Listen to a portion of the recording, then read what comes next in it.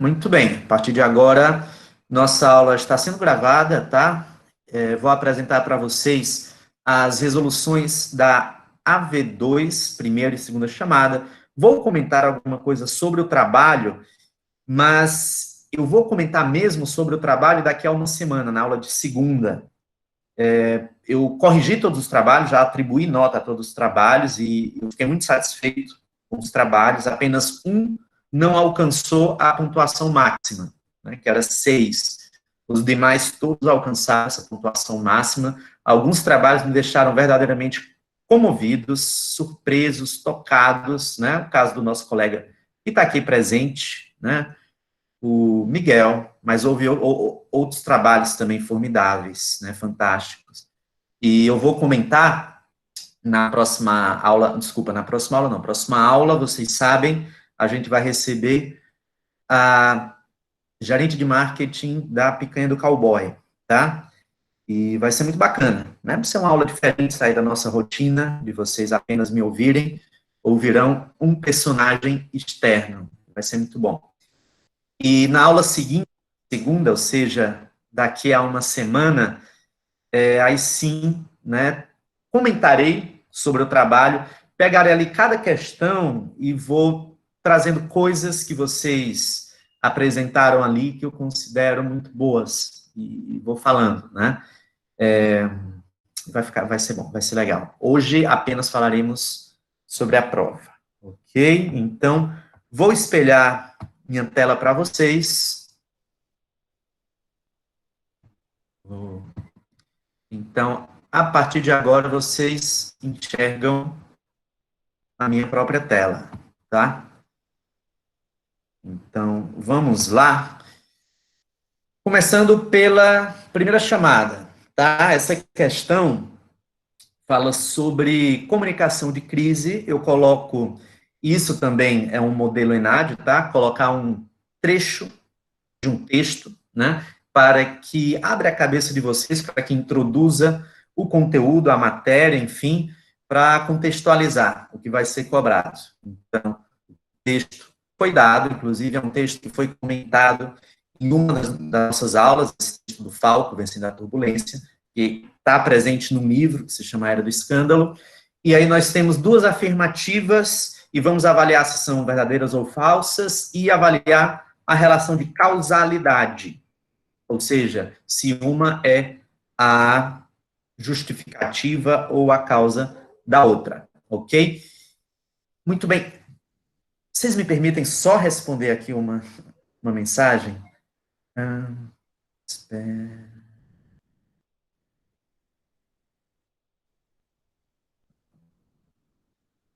Pronto, é uma vizinha e eu comprei uns produtos dela, comprei queijo, ovo caipira e tal. Ela disse, só estou indo deixar agora. Eu, não vem agora, por favor, estou dando aula. Né? E eu não posso me levantar aqui para abrir a porta. Não posso mesmo, tá? Então, no momento da crise, a empresa, ainda que não disponha de todas as informações, deve se comunicar com seu público para mostrar que não está passiva diante da situação. Essa afirmativa é verdadeira ou falsa? Digam para mim, vocês sabem, correto? Vocês sabem, já sabem qual é a resposta correta, porque receberam o gabarito, né? Então, não tem grandes mistérios aqui. Não é isso? Então tem um mistério, já vou dizer, essa frase é contundentemente verdadeira, é isso mesmo, tá? Mesmo que a empresa não tenha todas as informações ainda. Chegando Daniel, muito bem, bem-vindo Daniel, alguém falou aqui, fico muito feliz, verdadeiro, ok, é isso aí. Isso aí, Miguel. Ei, Thiago, mas, Oi, amigo.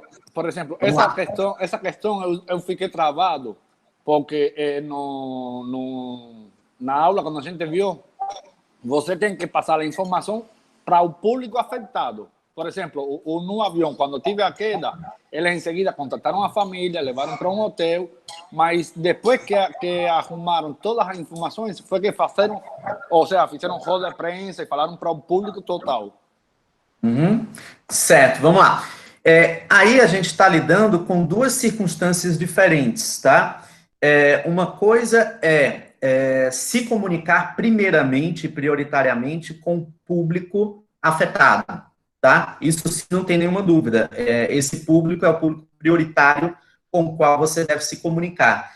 Mas o que está se analisando aqui é uma outra circunstância, né?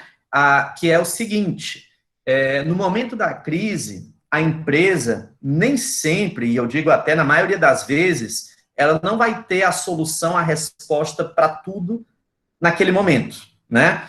Pode ser que ela ainda esteja estudando, investigando e buscando qual é a melhor saída, a melhor solução, a melhor alternativa, tá? E o que coloca o primeiro item mesmo que a empresa ainda não tenha a solução, o veredicto definitivo, ela não deve deixar de se comunicar com o seu público, ou seja, ela deve se comunicar com o seu público de qualquer maneira, assim, mesmo que seja para dizer, olha, não encontramos ainda, não temos ainda a resposta, mas estamos em busca, né? E aqui é só vocês lembrarem do caso da TAM, que eles ainda não tinham a resposta definitiva, né? O que é muito natural, porque acidente de avião demora coisa de meses, né? Ou semanas, muito tempo, até você saber o que aconteceu. Mas mesmo assim, eles soltavam boletins regulares, periódicos, só para mostrar que eles não estavam passivos diante do problema, que eles eram sensíveis ao problema e tal, estavam trabalhando. Né? Professor, Vamos lá, Ítalo. e aquela questão, né? A gente antes tem que ser estudado todo o fato, né? Do que ocorreu até você chegar a passar aquela informação correta para não ter que voltar atrás depois e ter que corrigir. Pronto, aí você já entra no item 2. Vamos lá para o item 2. Por quê? Porque o mais importante em situações de turbulência é a superagilidade da comunicação, mesmo que depois seja preciso ter de voltar atrás para corrigir alguma informação equivocada. Esse item é uma grande falácia, uma grande mentira. Por quê? Porque a gente viu, é o que Ítalo disse aí, ter de voltar atrás e corrigir o que foi dito, isso daí mina o carisma, mina a credibilidade, isso aí coloca você em xeque perante a opinião pública. Isso desgasta a sua imagem. Então, é preferível que você investigue o máximo possível, considere todas as variáveis, os fatores e tal, ouça todos os lados, enfim, espere sair os laudos, né, dos especialistas, dos experts, e só então emita um comunicado oficial. Do contrário, parecerá desespero, parecerá que você não tem responsabilidade sobre o que você divulga, tá? Então, é preferível que você aguarde, né, e aí emita um comunicado oficial. Mas enquanto você, repito, está lá maturando a informação, você deve continuar se comunicando com o seu público, nem que seja para dizer, pessoal, segura a onda, aguenta aí, daqui a pouco, em breve, né, a gente espera ter a resposta definitiva. Tudo bem? Tem aqui só um parêntese, tá? Não sei se eu abordei isso em sala de aula, porque isso estava numa atividade que eu abordaria com vocês em sala, se a gente tivesse presencialmente, né? Existe um expediente que é muito praticado na política e mesmo na economia, não, eu comentei isso com vocês, agora eu lembrei, que é soltar alguma informação, checar a reação, como foi o feedback, e aí depois você confirma ou não, tá? Isso daí, numa situação, no contexto de crise, é extremamente arriscado, tá? Porque o contexto de crise é completamente diferente de um contexto de temperatura normal, de temperatura, pressão e umidade igual, normal, sabe? É um contexto diferente, as pessoas estão preocupadas, tensas, estão à flor da pele e tal, então não se deve jogar com isso, ok? Então, isso de você, vamos ver se isso aqui funciona, e joga, testa ali a temperatura, né, do retorno, do feedback, e aí, a depender disso, você confirma ou não. Isso não é muito recomendado, tá? Então, tá claro, então? Primeira questão da primeira chamada. A resposta é, então, deixa eu ver, a acessão é uma proposição verdadeira, a seção 1 é uma proposição verdadeira, e a 2 é uma proposição falsa. Então, esse é o item correto. Tá? Que aqui, nesse que vocês estão vendo, é a primeira opção. No Unifor Online, eu coloquei para embaralhar as alternativas. Tá? Então, pode ser que você tenha marcado essa opção, que eu disse aqui, mas essa opção podia ter sido a quarta ou a terceira, né? É isso. Ok? Então, vamos adelante. Algum comentário? Algum comentário a essa questão? Ou seguimos? Vamos seguir, então. Chegando agora, Amanda. Muito bem. Então, vamos para a segunda questão.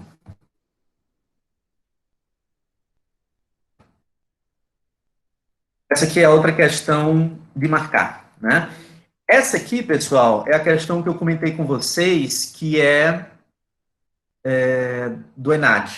O ENAD aplicou essa questão e eu adaptei, alterei alguns itens, tá? E joguei aí para vocês. Muito bem. Então, é o caso de uma empresa, é fictício esse caso, tá? Uma empresa do setor de fast food, e tem as opções, aí tem a descrição, né, que vocês leram, estão lendo agora, e vocês vão considerar as proposições e julgá-las. Muito bem.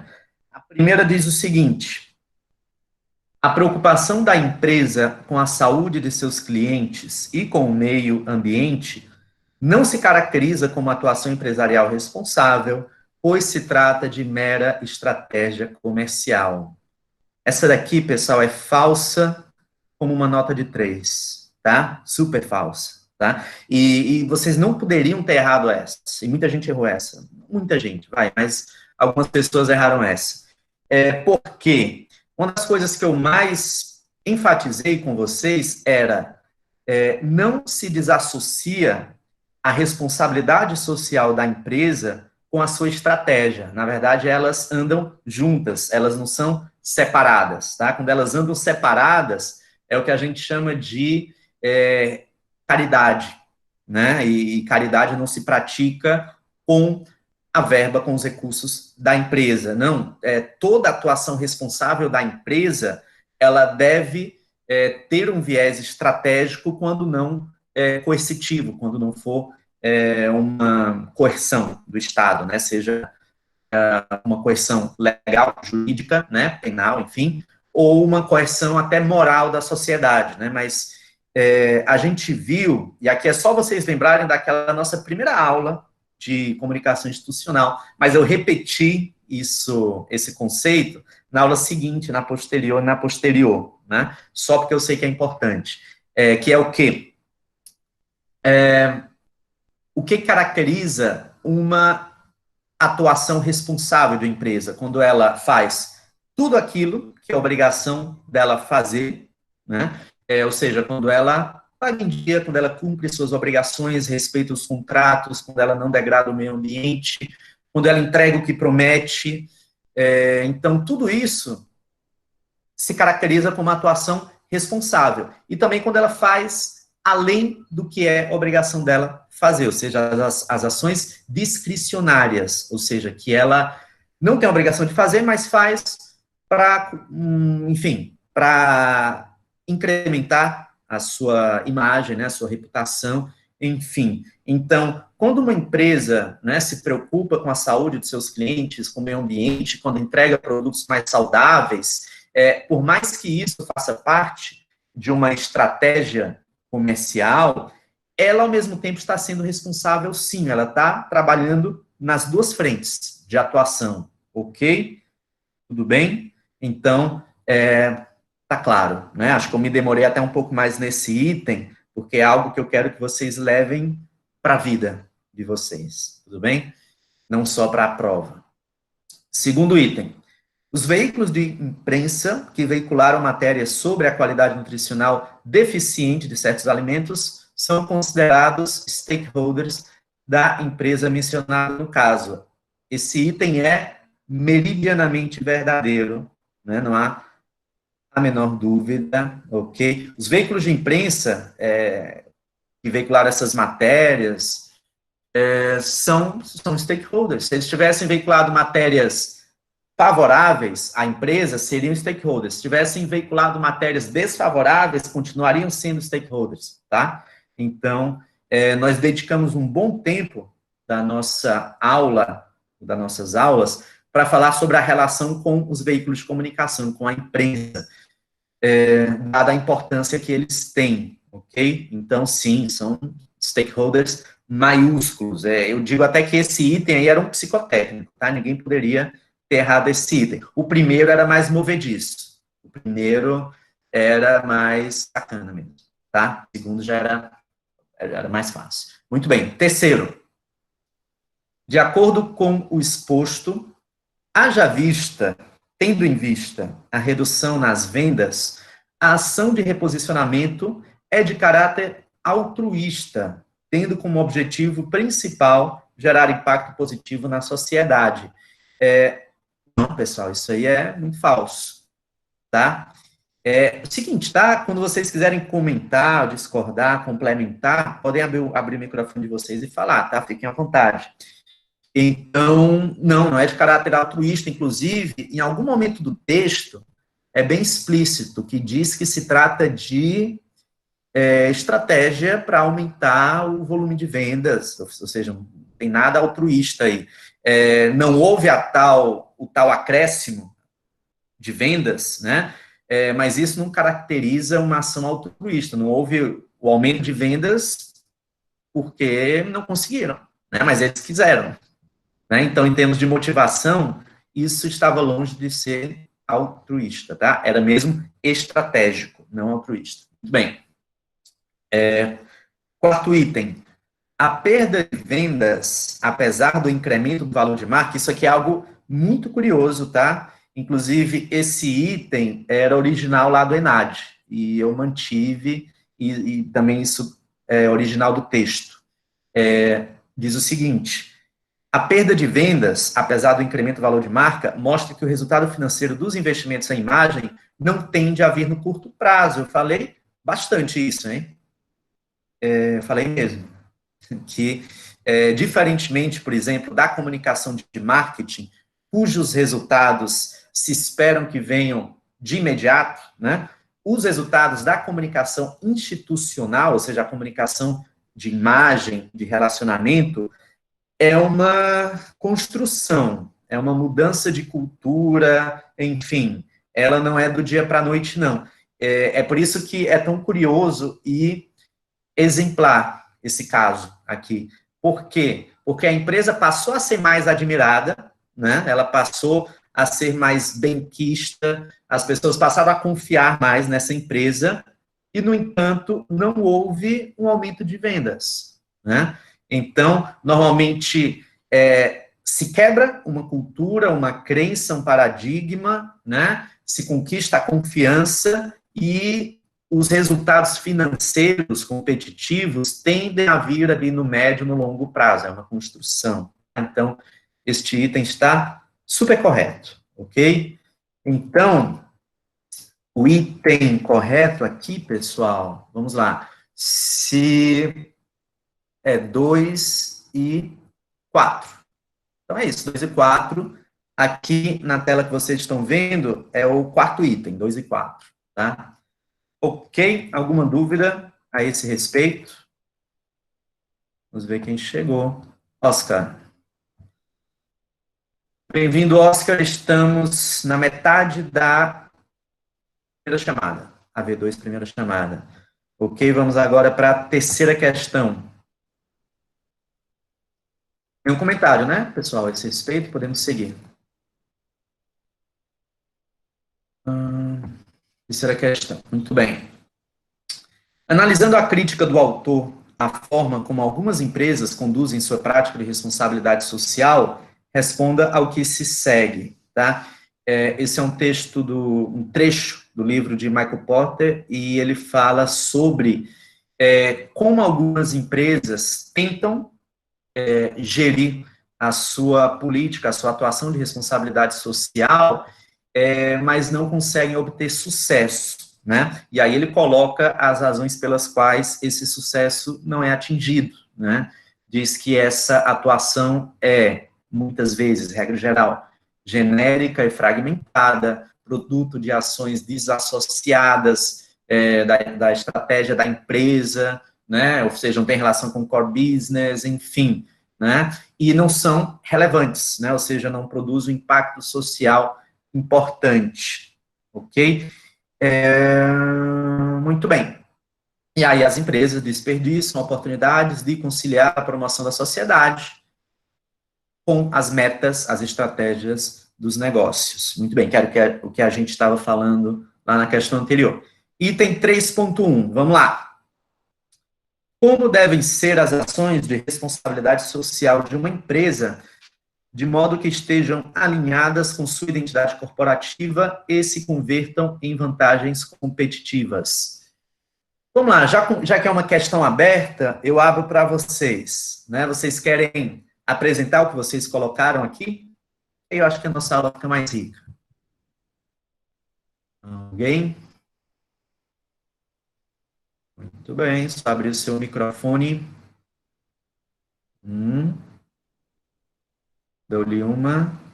Bom, se ninguém for falar, então eu falo, tá? Professor? Emília, vamos lá, Emília. Pois nessa questão aí eu coloquei, que, por exemplo, uma empresa que puxa uma ODS assim, de sustentabilidade em relação ao planeta, né? Que tem uma pegada em relação à sustentabilidade. Então, as ações delas são voltadas para isso, inclusive, além do marketing, os próprios produtos, né? Sei lá, tem empresa de roupa que os produtos são todos de coisas que não agridem o meio ambiente. Eu acho que nessa questão eu dei até o exemplo da Natura, se não me falha a memória. Tá.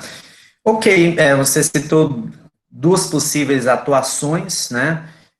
Não lembro objetivamente da sua resposta, mas eu perguntava mais em termos de princípios, digamos assim, né? Eu vou responder aqui, mas de alguma forma converge, coincide com o que você diz, tá? Mas apenas vou responder, como eu disse, no modelo, no molde de princípios que podem ser adequados, né, aplicados em diferentes contextos. Vamos lá.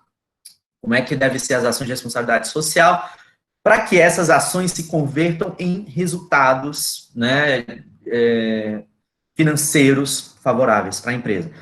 Primeiro de tudo, né, eles devem ter continuidade, como disse o próprio Porter aí, não deve ser uma ação pontual, fez aquilo ali, naquele momento, parou, não fez mais. Vocês poderiam até ter tomado como lição o que estava na questão 2, no item 4. Muitas vezes, não se tem um retorno, não se tem um retorno já na primeira iniciativa, na primeira edição daquela atuação. Não, é preciso insistir, né, é preciso repeti-la, aperfeiçoá-la, né, até que os resultados venham. Então, primeiro de tudo, né, que ela tenha continuidade, tá? Segundo, Porter também disse, olha que vocês poderiam ter pescado, né, certos princípios no próprio texto que eu passei para vocês.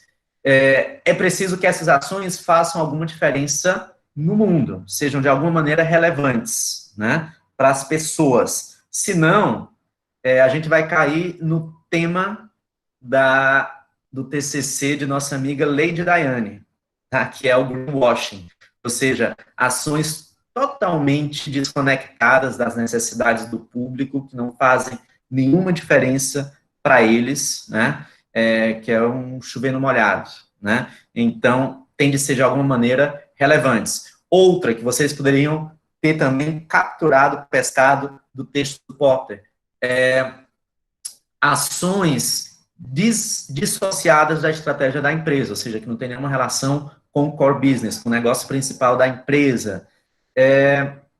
E por aí vai, né? Esses são alguns pontos que vocês poderiam ter colocado. Em uma das nossas aulas sobre comunicação institucional, tinha um slide, né, só falando disso, só com vários itens, né? Eu não estou lembrando agora dos outros itens. Deixa-me ver. Continuidade, relação com o negócio principal, relevante. Tem mais outros, tá? Agora está me fugindo um pouco, tá? Mas é por aí. É interessante também que sejam autossustentáveis, tá? Falando sobre isso, até para ele ter uma continuidade.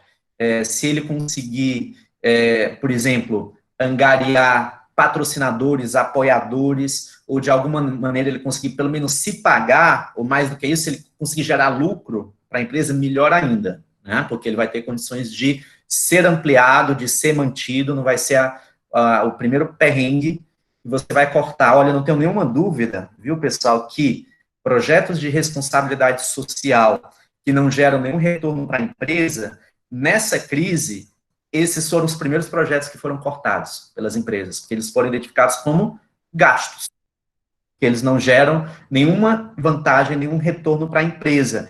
E quando eu digo vantagem ou retorno, eu digo, inclusive, vantagem ou retorno do ponto de vista da imagem, tá? Pelo menos isso tem que ser gerado. Bem-vinda, Regiane. Ok, pessoal? Então, vamos lá para o item 3.2. A partir da recomendação do autor de não desenvolver ações desassociadas da estratégia da empresa, justifique por que razão a empresa não deve realizar iniciativas de responsabilidade social meramente altruístas. Sem querer, eu já falei, tá? Porque pode comprometer o caixa da empresa, porque será um mero gasto, né? Que não vai gerar nenhum retorno para a empresa. Isso pode, ao comprometer seu caixa, pode, inclusive, colocá-la em má situação do ponto de vista financeiro, né? E aí ela não vai ter como honrar seus compromissos perante seus colaboradores, fornecedores, enfim, né? Gerará menos imposto, né? Menos tributo para ser revertido em benefício para a sociedade e tal. Então, as ações de responsabilidade social devem ser de caráter preferencialmente estratégico, não altruísta, tá? A caridade você faz, repito, de foro íntimo, como CPF, pessoa física, tá? E preferencialmente, aí sim, você faz sem contar vantagens, sem que ninguém saiba, sabe? Sem divulgar, que é o que a gente chama de caridade genuína, ou verdadeira, o que a mão direita faz, a mão esquerda não deve saber. Inclusive, esse é um dos pontos, poderia ser ainda uma das respostas que você poderia ter dado na 3.1. Como devem ser as ações? As ações devem ser divulgadas, tá? Isso é muito importante. E eu esqueci de dizer isso aqui. Eu que sou um publicitário, né? Então, olha, o que a empresa fizer em termos de responsabilidade social tem de ser comunicado. Do contrário, vai se transformar numa ação altruísta. Ou seja, porque ninguém vai saber e não vai ser gerado nenhum retorno competitivo para a empresa. Então, fez, divulga, torna de conhecimento de todos, tá? O que é o oposto da caridade, que é desinteressada. Muito bem. Então, vamos para a última questão.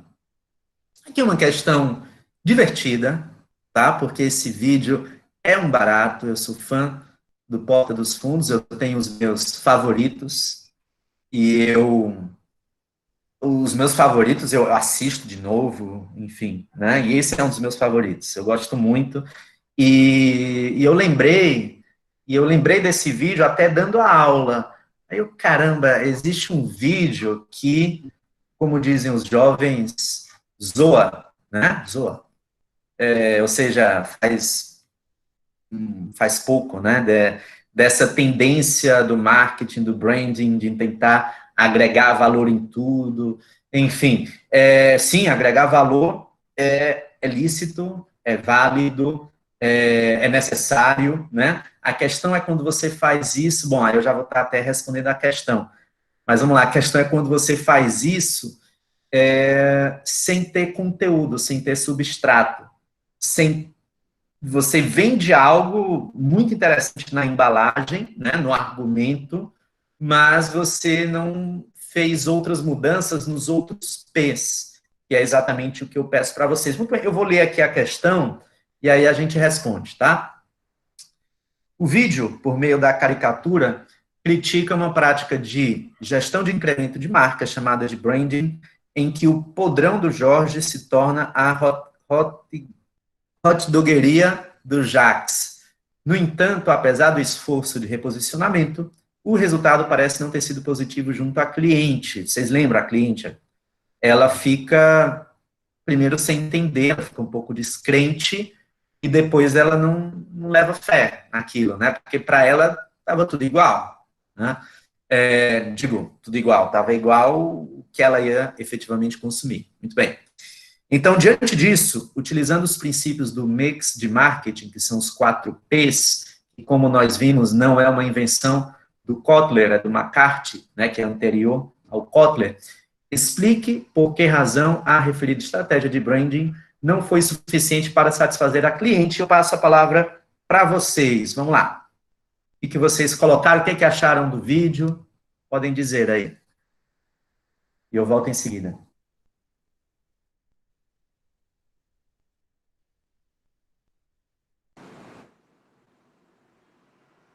Emília? Oi, professor. Eu achei Oi. interessante. Aí eu vou abordar um P para os outros abordar os outros 3 P's. Então, eu coloquei a praça. Ele não mudou a praça, né? Nem mudou o canal de distribuição dele. Uhum. Ele pode, eu não lembro, vou ser sincero agora. O P de praça inclui também o ponto de venda. Se ele tivesse incrementado, vamos lá, a Kombi dele, né? Verdade. Algo incrementado o P de praça, mas eu acho que ele não incrementou mesmo, não. Eu acho que, no máximo, um dizer lá em cima e tal, mas você está certo, o P de praça passou batido ali. Ele poderia ter agregado valor no ponto dele, verdade, na forma de distribuição, no atendimento, tudo isso é P de praça, verdade. Que mais? Desculpa te interromper.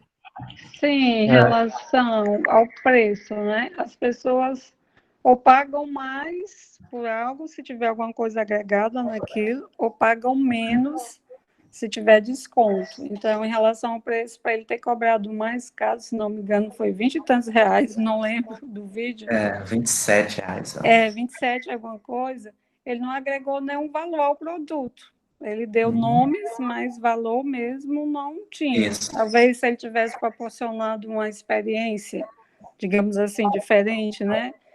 Em relação à forma de apresentar um produto, ele poderia até ter cobrado, mas ele não fez isso. Eu conceituei, viu? Eu falo assim direto, mas eu sempre conceituo. Certo, não, tudo bem. Oscar, obrigado, Emília. Oscar ia falar. Eu não me lembro muito bem da resposta que eu coloquei, professor, mas, com as palavras, né? Mas o intuito da minha resposta foi praticamente dizer que o que ele colocou, o que ele agregou ao produto dele simplesmente foi um nome diferente e tentou justificar isso aumentando o preço. Para ele agregou, ele trocou a nomenclatura e por conta dessa troca de nomenclatura ele quis aumentar o preço. Foi mais ou menos o intuito. É isso, né? Emília e Oscar se endossaram mutuamente aí, e eu endosso vocês também. Ele, digamos que, incrementou o P de preço, né? O que é muito interessante para ele, né? Para o público, nem tanto. E ele, se bem que, olha, P de preço, ele inclui não só o preço, efetivamente o preço, mas também desconto, parcelamento, forma de pagamento, tal. Mas falando apenas do preço, ele aumentou, né? O que para ele é muito bom, né? Para o público já não é tão bom. No P de produto, que era onde ele deveria ter feito ali alguma diferença para justificar o incremento no P de preço, ele não fez nenhuma mudança além da, digamos, da embalagem, do rótulo, digamos assim, do rótulo ou da embalagem conceitual, eu digo, né? Porque o produto mesmo, físico, não teve nenhuma mudança, era a mesma maionese, a mesma batata palha, tudo igual, né? Ele apenas inventou uma história, né? Ele até utilizou um conceito de marketing que se chama storytelling, que é você criar uma história que envolva ali, enfim, pode ter algo de ficção e tal,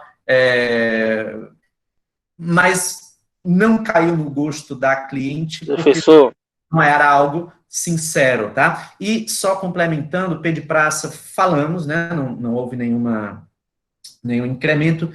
E no P de promoção, ou seja, a comunicação, né? Claro, o que a gente vê ali é uma mudança de discurso, né? No boca a boca dele. Sim, houve uma mudança, né? Mas que não condizia, não era compatível com o que ele oferecia, com o que ele ofertava.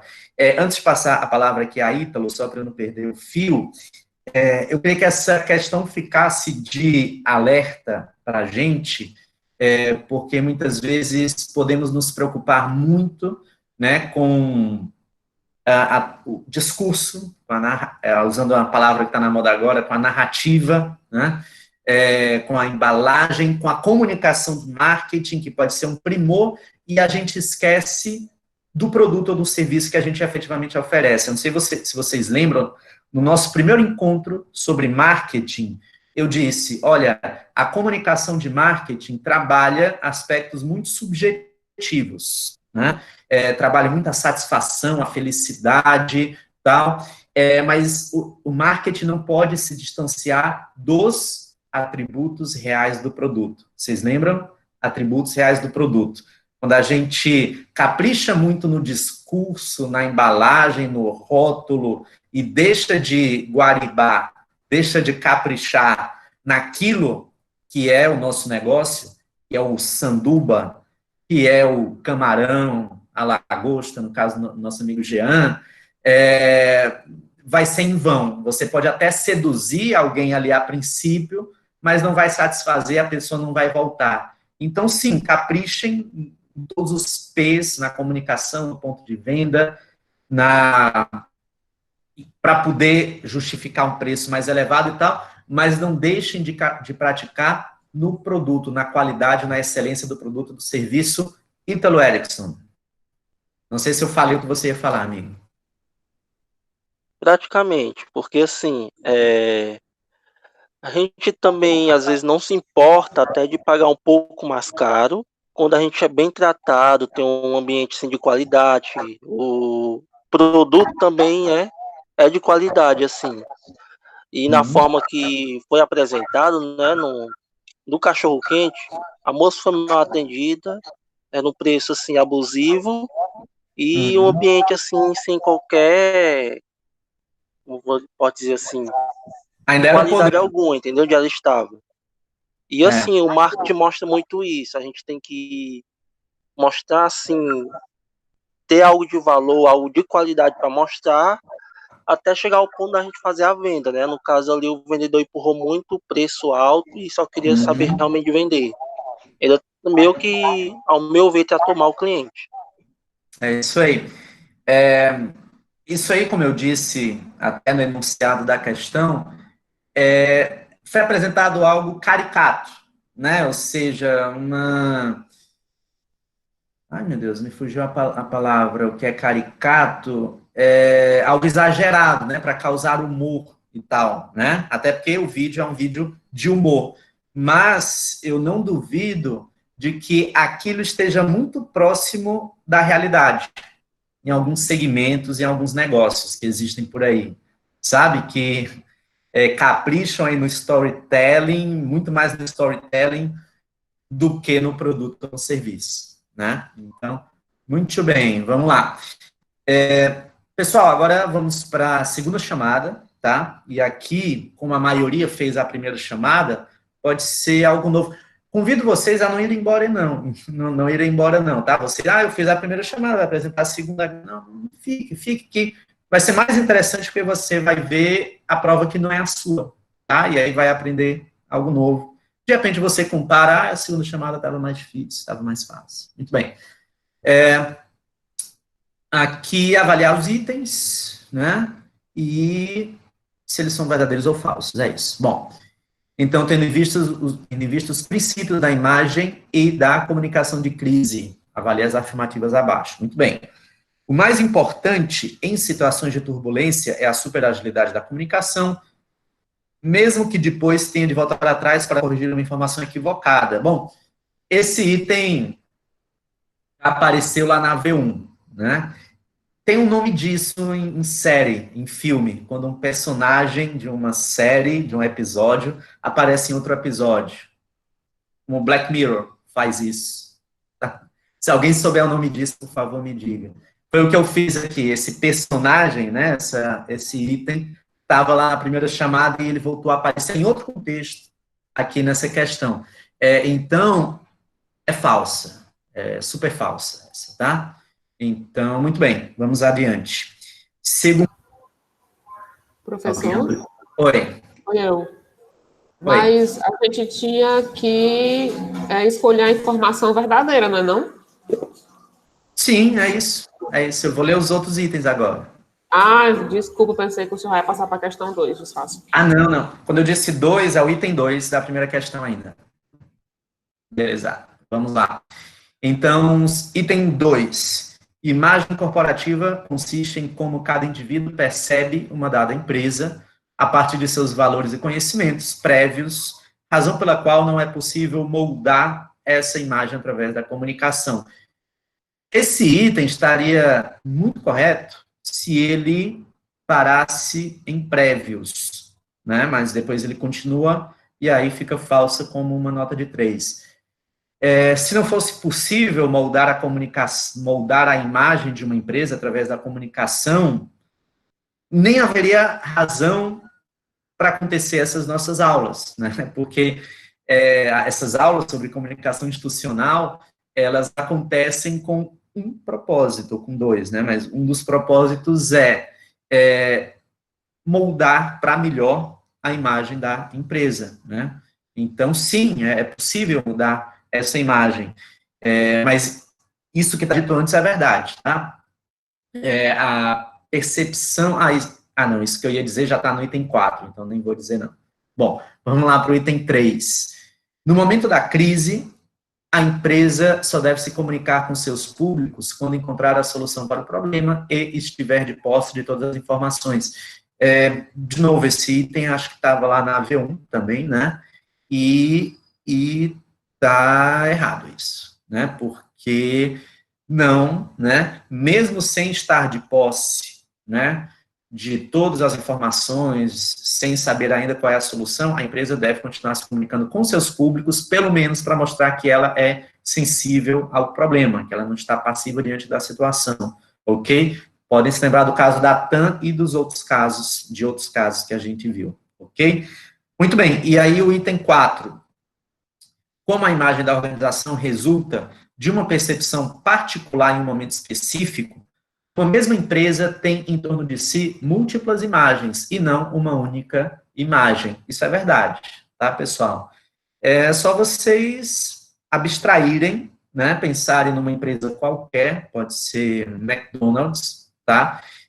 Então, vamos lá, tem gente que tem a imagem do McDonald's como uma empresa de junk food que vende produtos extremamente maléficos ao organismo, à saúde, né? Uma empresa que é toda voltada ao lucro, é o símbolo do capitalismo, e é mesmo, né? É o símbolo do capitalismo, McDonald's com Coca-Cola, enfim.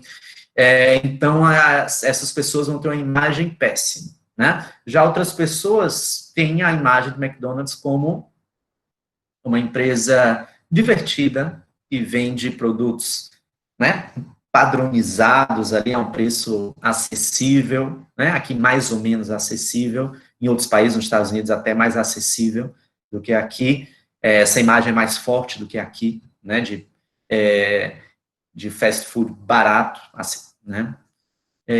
Que mais? Então, a imagem, ela é particular. A identidade é que pertence à empresa. A identidade é o que a caracteriza como única, né? Sua identidade visual, sua cultura, a forma como ela se relaciona com o mercado, com seus colaboradores, tudo isso traduz a identidade da empresa, que é o que ela é, né? Já a imagem não pertence à empresa, a imagem é externa à empresa. Cada um vai ter uma imagem da empresa. E aí é papel da empresa comunicar-se com seu público, atuar de maneira que consiga moldar essa imagem da forma como ela pretende, né?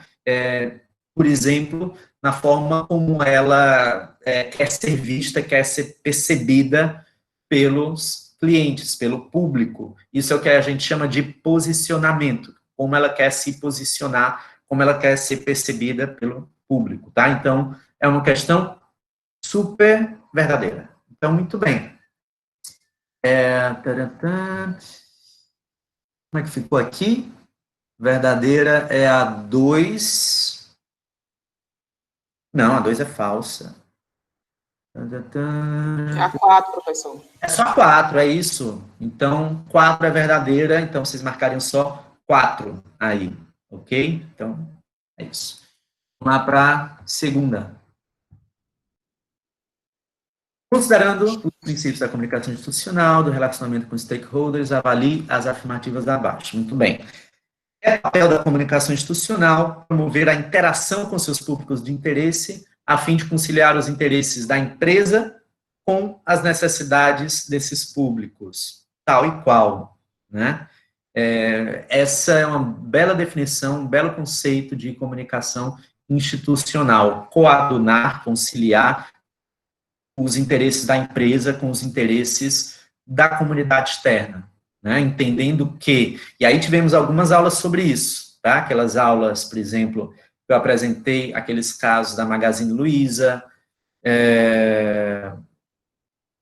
da Maui, enfim, né, sobre o capitalismo de stakeholder. Pronto, aqui era a aula do capitalismo de stakeholder e capitalismo de shareholder, né? Então, sim, esse é o papel da comunicação institucional, falando sobre isso bastante. Item 2. Comunicação institucional é aquela que busca resultados no curto prazo, pelo incremento das vendas, através da divulgação dos atributos de um produto ou serviço. Esse item estaria correto se, em vez de comunicação institucional, fosse comunicação de marketing, tá? Então, essa definição é precisa, é correta, mas para a comunicação de marketing, não a comunicação institucional, tudo bem? E como vimos, os resultados tendem a vir no médio e longo prazo, é a comunicação da imagem e do relacionamento, né? Então, é outra história.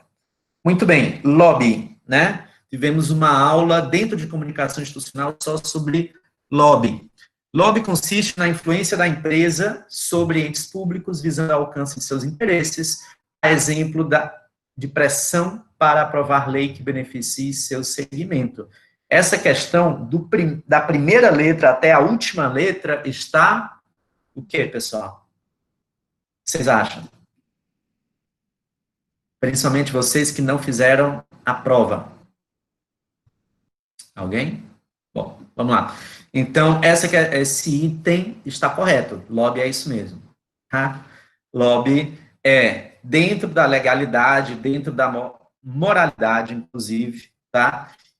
Você exercer pressão, exercer influência sobre pessoas ou grupos políticos, né? Para beneficiar o seu segmento, o segmento que você atua.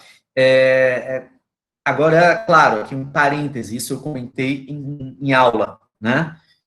Dada a fragilidade moral, ética, né, de nossos governantes e de nossos empresários também, né, o lobby acaba se convertendo em troca de favores no pior sentido, né, em suborno, em enriquecimento ilícito, em propina, etc. e tal, né? Quando, na verdade, né, ou deveria ser uma prática comum, regulamentada, como é nos Estados Unidos, né, e transparente, né, e aqui ainda há certo pudor no sentido de fazer as coisas ali na intoca, sabe? É por isso que um dos princípios, né, da governança é a transparência das práticas, dos atos, da publicização das coisas, né? Isso torna as práticas mais, digamos assim, escrupulosas, né? Mais de acordo com as leis, com as regras de mercado, enfim, né? Quando ela é uma prática estigmatizada, ela vai ali para a surdina, né? E aí lá acabam acontecendo os conchavos, enfim, que não são muito republicanos, digamos assim. E daí derivam os Joesleys, né? Lá de JBS, Odebrecht e tudo mais, tudo bem? Muito bem, então vamos adiante. Mas o lobby em si é uma prática legal, lícita e, inclusive, necessária, tá? Item 4. Eu até adoraria dar mais exemplos aqui, mas essa coisa de estar sendo gravado, sabe? A gente fica um pouco mais incomodado. Mas vamos lá. Item 4, incomodado que eu digo de não expor casos, né? De dar exemplos, né? Enfim, né? Então, isso de ter a aula gravada, né, inibe um pouco essa questão dos exemplos, principalmente. Vamos lá. Item 4. Ao elaborar releases para a imprensa, a assessoria de comunicação deve se certificar de que não está abordando temas de interesse público, mas apenas temas de interesse estratégico da empresa. Aqui, esse é um tema que nós tratamos dentro de comunicação institucional, dentro do item assessoria de comunicação, ou seja, a relação da empresa com a imprensa, com os veículos de comunicação, tá? E vimos que, primeiro de tudo, vamos definir release, tá? Vocês lembram o que é release? Release é um documento ou um apanhado de informações da empresa sobre algo que seja de seu interesse, né, um lançamento de uma campanha, uma aquisição, uma fusão, enfim, alguma atuação, uma ação de responsabilidade social, por exemplo, algo que a empresa tem e que ela quer divulgar para os veículos de comunicação para ganhar mídia espontânea, mídia gratuita. Então, ela prepara um release, ou um press release. O que é um press release? É um release. É esse apanhado de informações, e aí vai texto, vão aspas, né, ou seja, fala, né, das pessoas envolvidas ali, vai contato para informações, vão imagens de vídeo, imagens de foto mesmo, né, ou seja, tudo que a imprensa pega, vê aquilo, opa, isso aqui rende notícia, isso aqui rende matéria jornalística, eu vou fazer uma matéria, uma reportagem com isso, e aí vai lá e faz, né. Muitas vezes, até muitos jornalistas, né, são até um pouco preguiçosos, e do jeito que eles recebem o release, eles já publicam, né? Não é o correto, digamos assim, o correto, né, da prática jornalística é apurar se é aquilo mesmo, né, enfim. Mas, olha, se você envia um release para a imprensa, o que você mais tem de se certificar, lógico, primeiro, se aquela informação estratégica para a empresa, e tem que ser mesmo, né, porque ela vai ser divulgada nos veículos de comunicação, no jornal, na internet, na TV, na revista, enfim. Mas, se esse tema de interesse estratégico da empresa não for de interesse público, ou seja, não for de alguma maneira interessante, o veículo jornalístico vai olhar para aquilo e vai dizer, não, isso aqui é propaganda, eu não vou divulgar, não vou fazer uma matéria sobre isso, porque isso aqui não agrega informação, né? Então, o seu release vai para lata do lixo moral, não vai ser abraçada, né, pelo jornalista, enfim, vai ser um trabalho em vão. Então, por isso que esse item é errado, tá, pessoal? Por causa desse não aí. Na verdade, a assessoria de comunicação deve se certificar de que está abordando temas de interesse público, para esse tema conseguir ser, enfim, ter a atenção do jornalista para conseguir ter a atenção do público. Do contrário, vai ser encarado como propaganda e não vai ser veiculado. Muito bem. Vamos lá. Desculpa até se eu me alonguei um pouco, tá? Mas quis enfatizar. Professor, Vamos lá. você está me ouvindo? Tô. O senhor liberou os gabaritos, porque na minha prova eu não consigo ver o gabarito da minha prova. Liberei um dia depois da prova. Ah, só um dia depois da prova, né? Foi. Um dia depois. Tá? Ok. Vamos lá para a questão 3. Agora são duas questões abertas, né, discursivas. Eu coloco aí um texto sobre responsabilidade social corporativa, outro texto. Esse texto é um texto de um artigo científico. E aí vem a questão, como se caracterizam as ações de responsabilidade social, de acordo com as diferentes motivações, altruísta, coercitiva e estratégica, né? Olha, falamos muito sobre isso, hein? Não podem dizer que não. Falar aqui rapidamente, ano passando, porque eu acho que todo mundo lembra, né? Motivação altruísta é aquela segundo a qual você faz sem esperar nenhum retorno, faz porque tem um bom coração, e faz e pode se estrepar com isso, né? Porque pode colocar em risco o caixa da empresa, porque vai ser um mero custo da empresa. Então, é preferível que não seja altruísta. Muito bem.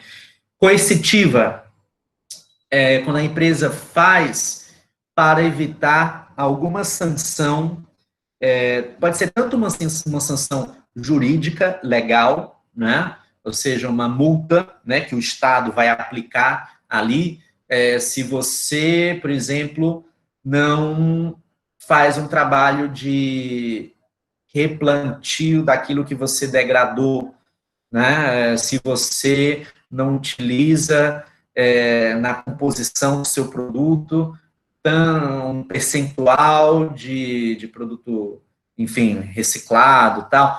Cada mercado vai ter a sua regulação, digamos assim, né? Existem mercados muito regulados, né, como de celulose, por exemplo, né? Os de agronegócio, de uma maneira geral, né, são muito regulados pelo Ministério da Agricultura, etc., né? Então, você faz aquilo, né, para não ser multado, para não ser penalizado, tá? E no momento que você faz aquilo, sim, você está agindo com responsabilidade. Por mais que seja obrigado, né, por mais que você pague em dia seus funcionários, todos os benefícios, tem uma política fiscal tributária límpida, transparente, tudo em branco, né? Ok, você está sendo responsável, é sua obrigação, mas sim, caracteriza a atuação de uma empresa responsável, tá? E dentro de coercitiva, a gente pode colocar, inclusive, certas sanções morais, né? Que os mercados aplicam às empresas, ou seja, aquilo não está na lei, não está escrito em lugar nenhum, né? Mas os mercados exigem que a empresa cumpra certos requisitos para poder comprar daquela empresa. E aí existem mercados mais exigentes, outros menos exigentes, né? Como a gente já falou do agronegócio, né? Para a gente conseguir vender para fora, né? A gente tem que atender a uma série de certificações que não são, muitas vezes, legais, são apenas de mercado, né? Mas que tem que atender, porque, do contrário, você está out do mercado. Essa motivação a gente ainda pode colocar dentro da motivação coercitiva, não deixa de ser coercitiva. Você faz para poder, pelo menos, ser um player, pelo menos participar do mercado, tá? Então, essa coerção, ela tanto pode ser jurídica, legal, penal, quanto pode ser moral ou de mercado, tudo bem?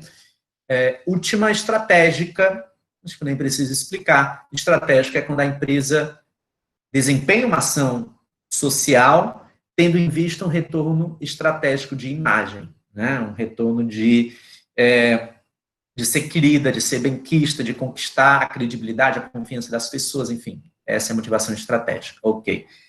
3.2. Como deve se pautar a atuação de responsabilidade social de uma empresa, de sorte que esteja alinhada com a identidade corporativa? Se converter em vantagens competitivas, repetir esse item, tá? Porque esse item é tão bom. Eu quero tanto que vocês saibam, né? o que caracteriza uma ação responsável, né, de uma empresa, tudo que ela deve fazer para ser considerada, né, uma empresa responsável, mas mais do que isso, para que gere retorno, gere vantagem competitiva para a empresa, tá? E vimos isso na AV1, né? Ok, muito bem. Então, vamos adiante. Última questão de marcar naquele estilo. Esse estilo aqui se chama asserção-razão, né? Eu acredito que meus colegas professores aplicam esse modelo para vocês. Esse modelo é ótimo, pessoal. É ótimo para quem cria a questão, porque ela é muito fácil de criar. Por quê? Porque os itens são os mesmos sempre. Você não precisa criar itens novos a cada questão. Os itens são esses. Você só vai mudar essas duas frases, a frase 1 e a frase 2. Né? Então, para quem cria a questão é ótimo, para quem responde não é tão bom, porque confunde um pouco. Você tem que pensar muito para responder. Vamos lá. Diferentemente da comunicação organizacional do dia a dia, a comunicação de empresa em tempos de crise interna deve ser extremamente centralizada. Por quê? Porque diante da excepcional... vamos lá. Primeiro item aí, está correto? Sim, muito correto, tá? É isso mesmo. A comunicação organizacional do dia a dia, ela pode ser a do dia a dia, tá? Aquela em tempos normais de temperatura, umidade e pressão. Ela pode ser descentralizada, até para agilidade dos processos, tal. Você pode delegar muita coisa, demandar para outras pessoas, tal. Enfim, é um problema. Mas, quando se trata de comunicação em termos de crise, né, em tempos de crise, ela é extremamente centralizada, né, o discurso parte lá de cima, né, do topo, e aí vai em cascata para o resto da empresa. Tudo bem? Falamos sobre isso aqui. De modo que existe, inclusive, em tempos de crise, a Unifor, por exemplo, durante essa pandemia, ela tem o seu comitê de crise. Vocês lembram que eu falei disso como um método de prevenção, anticrise e tal? Que são pessoas, né, são gestores de várias áreas que se reúnem de tempos em tempos para avaliar os riscos para a empresa, e quando a coisa, o problema, a crise efetivamente se instala, esse comitê se reúne e aí delineia as ações, né, as proposições. Então, a Unifor tem o seu comitê, né, de formatura reitora, os vice-reitores, diretores, enfim, que se reúnem e aí traçam comitê formado a partir de edital, né, de portaria, né, então, é isso, a comunicação é centralizada, tá, ela parte de um único ponto, ok? Por quê? E aí vem, será que esse item 2 é verdadeiro? Será que o item 2 justifica o primeiro? Vamos lá. Porque, diante da excepcionalidade e complexidade da situação de crise, convém estabelecer um discurso único e ações emergentes que partam da administração superior. Eu digo que ela está muito correta, do princípio ao fim, não há lugar a dúvidas, tá? A empresa não pode se contradizer, tem que ser mesmo um discurso único. Quando se trata de ações emergentes, ou seja, ações que não dá para esperar, né? Você tem que propõe ali e já aplica, né? Ações dessa natureza, você não pode abrir muito para diálogo, para ouvir todo mundo, tal, não, elas são tomadas de forma centralizada mesmo e efetivadas de cima para baixo, tá? Então, isso, é uma questão verdadeira do princípio ao fim. Então, seria a terceira, tá? As asserções 1 e 2 são verdadeiras, e a 2 é uma justificativa da primeira e fechou. Essa foi nossa AV2, tá? Estou voltando aqui para a apresentação. Voltei. Muito bem, pessoal. Alguma dúvida? Eu achei que seria até uma aula mais breve, mas não foi. Foi normal, né? São 8h15. Só vejo aqui meu amigo Jean, é o único que mostra o seu rosto, né? A gente tá cabeludo, né, Jean? Não tem onde cortar cabelo, meu Deus. Quer dizer, eu não sei, né, se vocês encontraram aí um cabeleireiro clandestino. Abriu hoje, né? Aí vamos. Abriu, né? Abriu hoje aí, vamos organizar O meu essa. já tá tentando amarrar atrás, professor. O Miguel corta dele mesmo. Sabe que eu até tenho uma máquina. Tenho medo de fazer uma arte aqui, Miguel. Então, não sei. Mas tá muito... Desculpa, alguém falou alguma coisa? Eu não entendi. Foi eu tô dizendo que o meu já tá tão grande que já tá dando para amarrar atrás. Ah, olha aí, já tá criando Rastafari, o mullet, né? Pessoal, não, mas tá aos poucos, né? Me parece que tá havendo um relaxamento, né? E os negócios estão abrindo com responsabilidade, enfim. E eu sinto que não dá mesmo para esperar mais, não, né? Eu não sou partidário, né, desse presidente, nada, mas chegou no momento que os negócios têm que ir reabrindo ali. Pelo menos uns mais essenciais, né? Por exemplo, academia não dá para abrir, né? Que mais? Aulas não dá para acontecer ainda, porque é muita aglomeração, muita fala, muita proximidade, muita troca de perdigoto ali, né? Mas alguns comércios abrindo com responsabilidade e tal, enfim, com os protocolos, eu acho que já é hora, assim. É isso aí. Inclusive, salão de cabeleireiro, eu acho que tá na hora. Preciso cortar o meu. Algum comentário mais, pessoal? Alguma pergunta? Professor, quando é que o senhor vai lançar as notas? Pronto. Uma daquelas 10 que todo aluno faz, todas as aulas. Certo. Escuta, mulher. Até comentei isso no grupo, tá? Você sabe que... Não é que eu sou bonzinho, eu sou abestado. É outro nível, tá? Eu permiti a entrega do trabalho ainda até o dia 4, né? Valendo um pouco menos de ponto. Então, eu só vou poder lançar a nota lá para o dia... Depois que eu corrigir, né? Esses trabalhos faltantes, lá para o dia 5 ou 6, tá? Eu já poderia lançar se fosse isso, ok? Tudo bem, professor. Obrigada. Não, de nada. E é isso, mas olha, vai ter muito 10, vai ter muita nota boa. Eu calculo que tem gente aí que pode ter tirado 16, né? Que é uma anomalia, que é uma loucura isso, tá? Então, as notas tendem a ser boas, sim, ok? E quarta-feira, não percam, né? Teremos aí a presença da Stephanie, que é jovem, que é uma moça jovem, mas popeira mesmo, né? Ela desenrolada, e ela vai falar sobre o marketing nesse tempo de pandemia, Professor, a esse ambiente de bares e restaurantes. E eu digo para vocês que Pequeno Cowboy é referência, né? Principalmente para quem tem um pouco mais de estrada aí, Jean, eu, Leide. Desculpa, não estou chamando vocês de velhinhos, não, de coroa. Mas já tem muita história aí esse lugar, viu? Muito romance, muita resenha. Ítalo, principalmente lá da Dom Luiz, né? Claro que, enfim, que já fechou.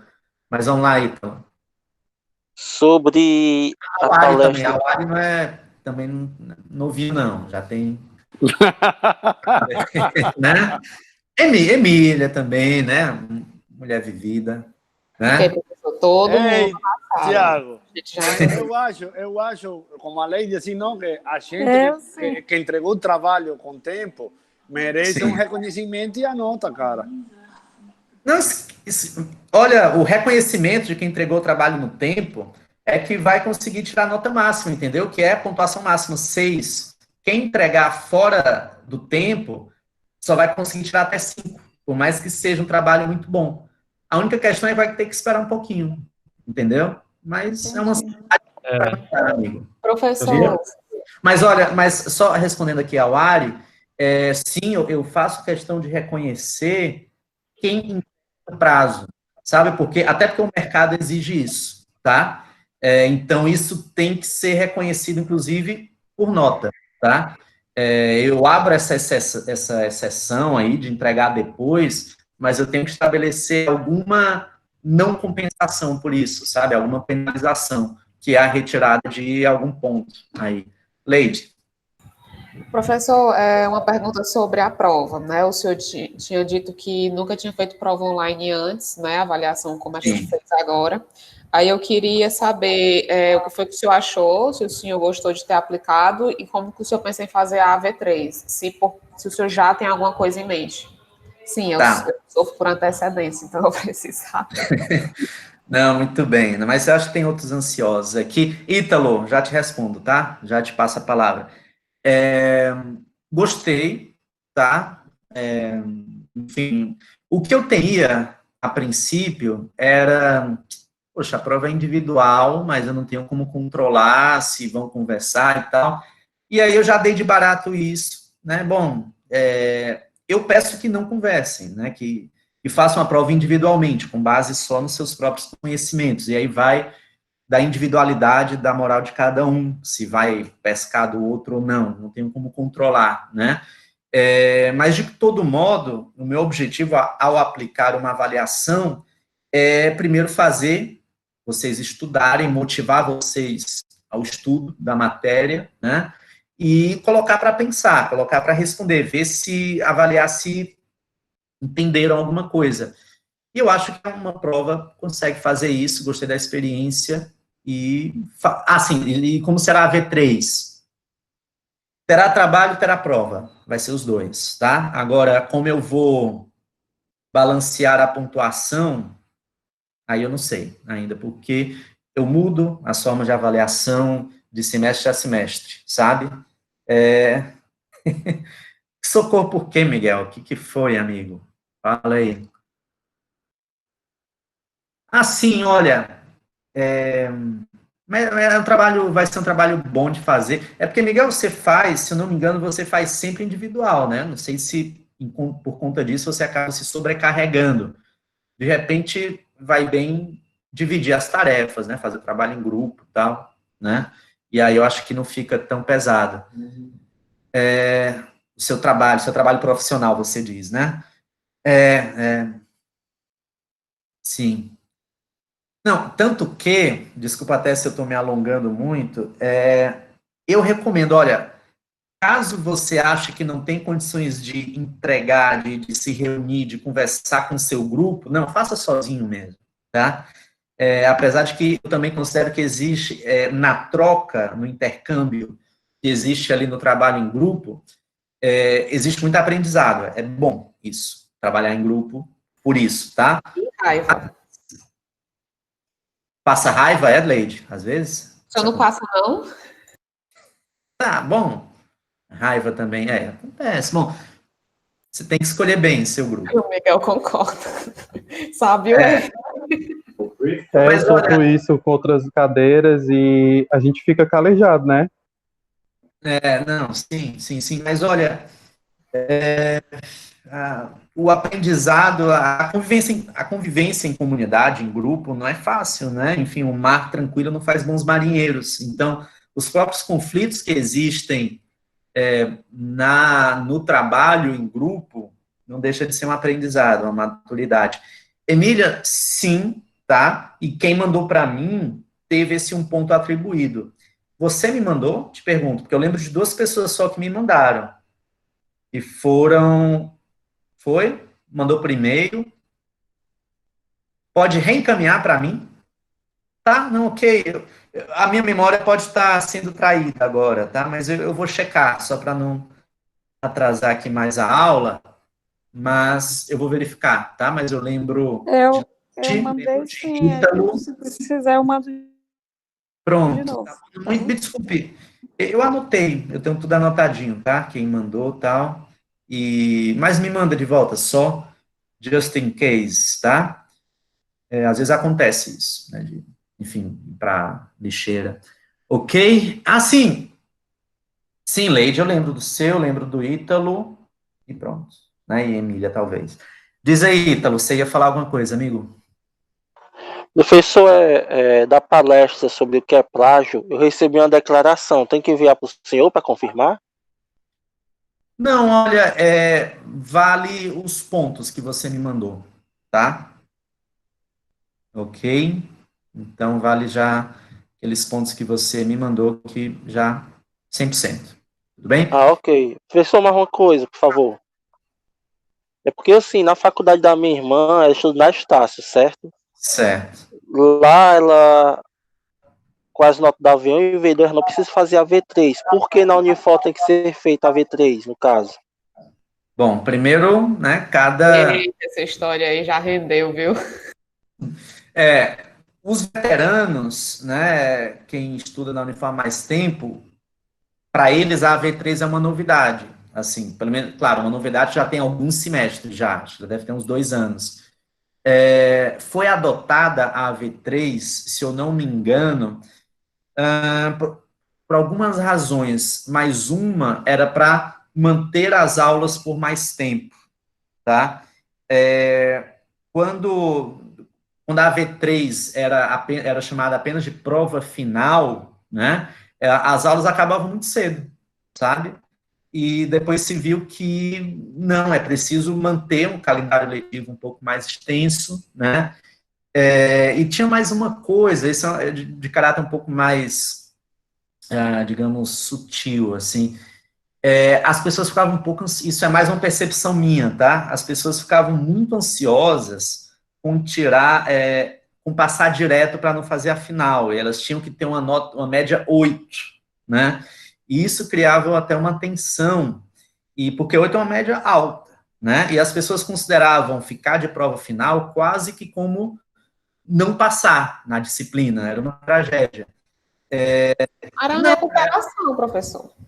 pois é, mas olha, média 8 é alta, entendeu? Não chega a ser uma recuperação no molde como era no colégio, sabe? Que era abaixo de 7. E aí mudou-se essa forma, né, para estender mais o calendário letivo. E porque, olha, eu não digo que vocês pagam caro, não acho que pagam caro, eu acho que pagam um valor compatível, correspondente com o ensino que vocês têm. E esse ensino, ele tem que ser, lógico, de qualidade, né, e em volume também suficiente, compatível, vocês pagam.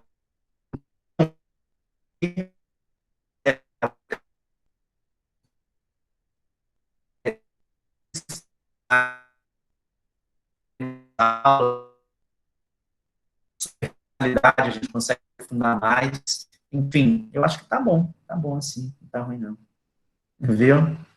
Mas é isso, cada instituição de ensino superior, Ítalo, vai ter as suas regras, né, de avaliação, enfim. A Unifor entendeu que ficaria melhor dessa maneira, tá?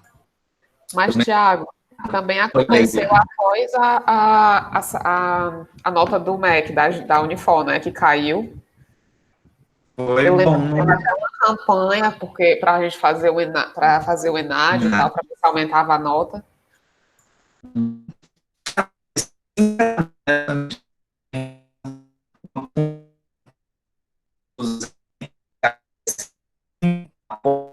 Tem causalidade. Enfim. Mas pode ter relação também, não sei te dizer, tá? Ok, travou aqui, disse Leite. Muito bem, mas a gente já está no nosso final mesmo, pessoal. Algo mais? Algo mais? Não? Ficamos por aqui? Então, um beijo no sorriso de vocês, tá? Até quarta e boa noite. Até mais. Valeu. Boa noite a todos. Boa noite. Valeu. Boa noite, professor. Valeu. Fui. Boa noite, professor. Já saiu, primeiro que a gente.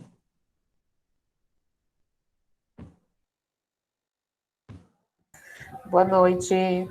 Boa noite, Jean. E aí, Lei? Ei, Jean, eu disse que passo raiva, mas não é contigo não, viu? É com as outras equipes. Cara, eu me senti ali, ó.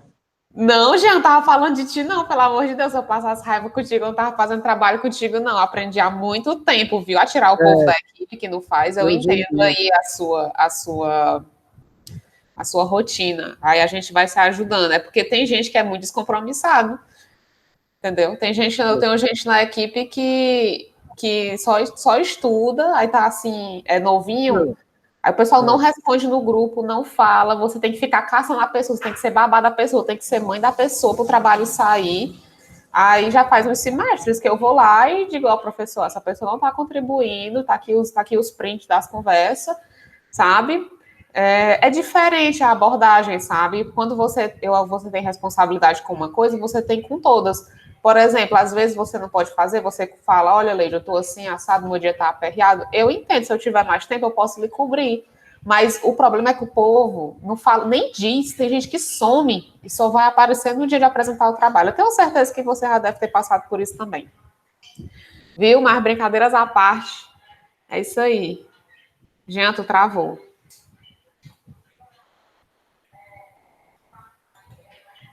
Eita, travou.